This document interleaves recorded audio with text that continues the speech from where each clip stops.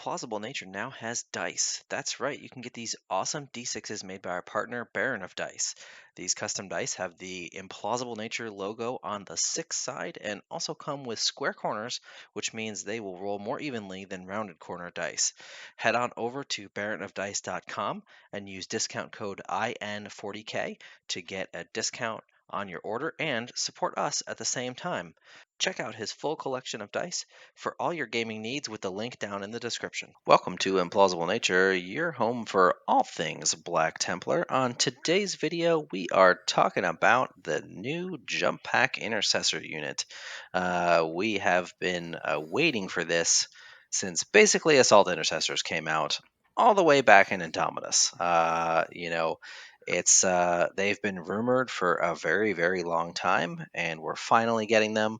And I'm sure the one of the biggest questions on everyone's mind is, should I take them? How many should I take them? How good are they? What characters should I take with them? We're going to answer all those questions and more on today's video. To kick us off, in our last video, we talked about what sergeant weapons we should equip our guys with. And so we're probably putting a power fist on this sergeant. Taking a look at them, they are basically literally assault intercessors with jump packs. So as expected, stat line very similar. Obviously they move faster, and they can take a plasma pistol in there for fun, I guess. I don't know. I don't know why they maybe just to echo the assault marines that they are replacing essentially.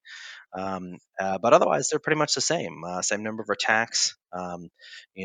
Points are the same, which is great. Makes them nice and cheap to run. Speedy. They can deep strike. Shoot up the board.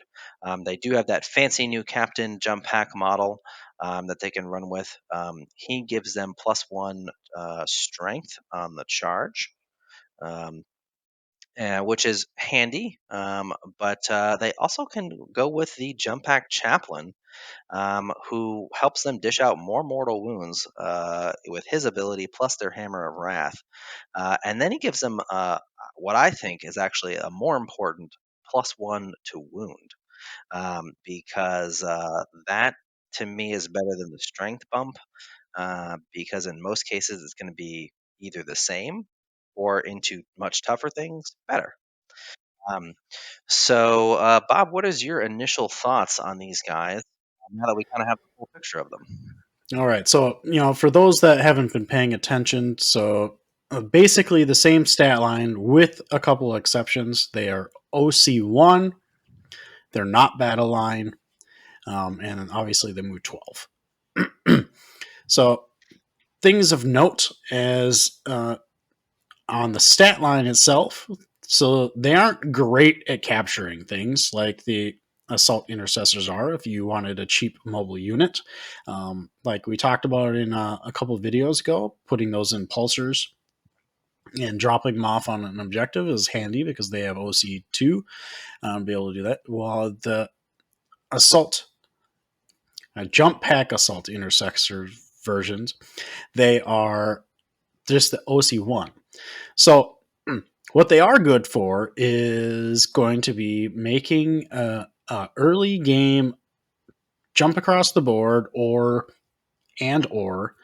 playing very cagey and being counter reactive in your list, very quickly adjusting to the changing battlefield state.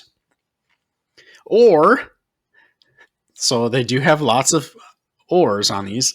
You can also deep strike them and play a similar role as the Inceptors do.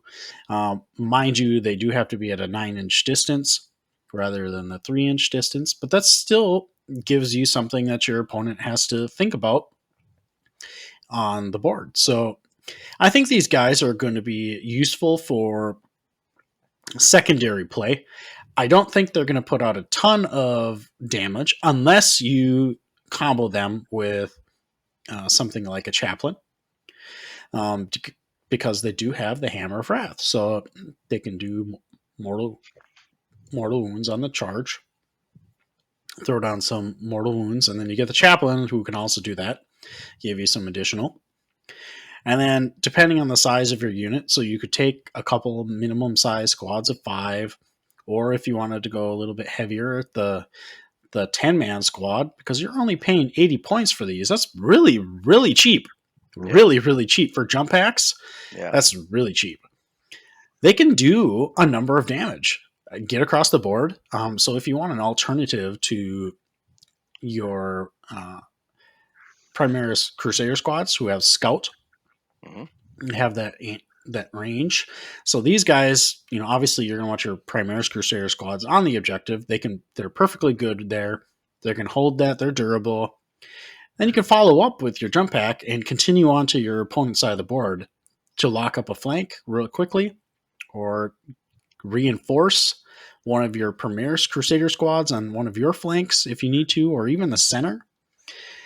They're great for reacting and playing that secondary game. I think they're going to be a very good unit to potentially look at. A lot of people look at like bikes and what bikes do for that similar reason, but I think while they're not going to be as dangerous as something like the Vanguard veterans were in ninth and eighth edition were, or even the Assault Squad potentially could be this edition, I think they have a really, really good tool set that you can use and a similar role as the Assault Squad are prior to this codex. So I think they have a place potentially for 80 points per 5-man. That's quite a steal. Yeah. Yeah. I am. I think that they are going to be a solid little unit. You can run them cheap in 5 mans with no support, just as like a distraction, unit or something to run up and do, the secondaries kind of thing. I think you can potentially make them into like a little mortal wound ball, which is pretty interesting. If you have like a 10 man with a chaplain, and you can get those guys in there. For you, those of you who don't know, don't remember what the Hammer of Wrath rule is, it's uh, when they charge, for each model that you get in to engagement range with the enemy, you roll a 4 up, so up to 10. On a 4 up on that dice, you get, for each one you roll a dice, so 4+ causes a mortal wound. The chaplain's ability is when his unit is selected to fight, choose one enemy unit within engagement range of this model's unit and roll 1d6. On a 4 to 5, the enemy suffers 3d3 mortal wounds, and on a 6, they suffer 3 mortal wounds. So the chaplain does that every round, and of course on the charge. And it's a unit, so the chaplain doesn't have to be in engagement range himself. And then you can also use the grenade strat, and chuck a grenade, at them and do some more mortal wounds. So, a decent little, way to like chuck some extra mortal wounds to punch up a little bit. I think they're going to be great at clearing chaff with that +1 to wound. Even basic Marines, they'll, or equivalent. Will help them, to deal some damage. And we have ways to increase their AP. We can make them AP1, or excuse me, AP, AP +1 with Crusader's Wrath. Overall, I'm really, really happy with these guys. I like them. I wish they had a little more punch in melee, but for the cost, they're so cheap. So for what you're paying for, I think it's perfectly fine. I think the chaplain will probably be the way to go, to you know have a character. If you're going to have a character leading them, the chaplain is going to be the better option, mostly due to that +1 to wound, right? Yeah. So because what it allows you to do is, if you're +1 strength from the captain, so you're going to wound fives, strength tough 5 on 4s, but then tough 6, tough 7, tough 8 is still all going to be 5s.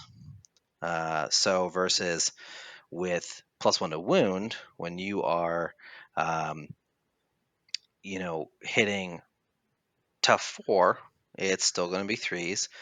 Tough 5 is still going to be 4s, but tough 6 and tough 7 are also going to be 4s. So it's a better, and we have there's a lot more tough 6 and tough 5 out there these days. So we really that really helps them a lot more than the extra pip of strength, I think. So Yep. And I um, think the combination of the chaplain with the unit, you know, combat skills notwithstanding, I think the mortal wounds are going to do a lot of the heavy lifting for you anyway. So realistically, the majority of your opponents are going to be either some form of elder or some form of marine, whether it be chaos or imperium. You're going to kill half the squad just in mortal wounds, and then you just yeah, have to finish them off realistically. yeah, So, I mean, you're halfway there just charging. yeah, So, there's something to think about as well. yeah, absolutely. So um, plus, they're fast and they fly, which is not Hmm. quite as good as it used to be. When you're going over buildings, you now have to measure to the top. But the cool thing is because they're infantry, if it's ruins, you just walk through the ruins wall anyway. Who cares? Like you don't need to fly over the ruin unless you're trying to get to the top for some reason. Um, so, um, so yeah. Overall, really excited to give these guys a try. See how they play. Let us know what your thoughts are. Tell us what do you guys think? Are we crazy or are we onto something here? Do you plan on running them? How do you plan on running them? How many units are you going to take? Let us know down in the comments. But yeah, that's the video, guys. Short and sweet.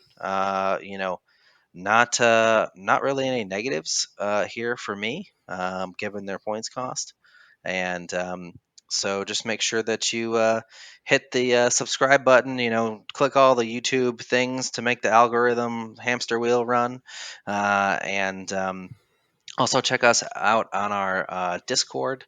We've got a lot of great folks, a lot of active discussions going on every day. We have a really great Patreon benefits as well. So check us out there. You can get, even some Patreon exclusive dice that you can only buy if you're a Patreon, and some of our Patreon levels get them for free. So check us out on our Patreon. Thank you guys so much for all your support, especially our Patreons. And until next time, keep on crusading.